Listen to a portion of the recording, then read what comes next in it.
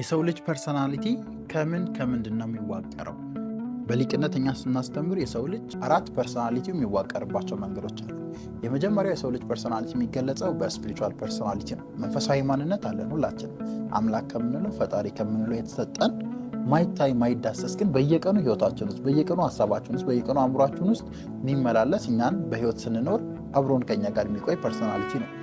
ሁለተኛው የሰው ልጅ ፐርሰናሊቲ የሚሰራው ሜንታል ሲስተም ነው። ማይንድ አእምሮ ከምንለው ይሄ ትልቁ የሰው ልጅ ሲስተም ነው። ከዚህ ውስጥ ነው ውጤታችን፣ ባህሪያችን፣ አስተሳሰባችን፣ ከሰዎች ጋር ያለን ግንኙነት፣ ገበያችን፣ ምናችን የሚወጣው።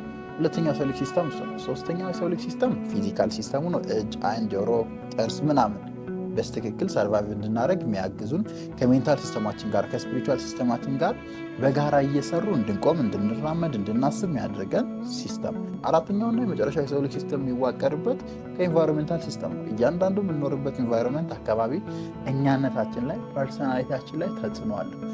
እነዚህን ተረድተህ ስትኖር ነው መኖር የምትጀምረው። አብዛኛው ሰው ኢንቫይሮንሜንት ላይ ፎከስ ያደርጋል። አካባቢ ሰው የሚለውን ቲቪ የሚለውን ምናምን ይሰማና ሌሎችን ሲስተሞች ረስቶ ይኖራል። ያን ሰው እንዳትሆን። ሊቅ ማለት እነዚህን 4ቱን ሲስተሞች የተረዳ በስትክክል በየቀኑ ማኔጅ እያደረገ የሚኖር ሰው ነው ሊቃውንት ነው። ሊቅነት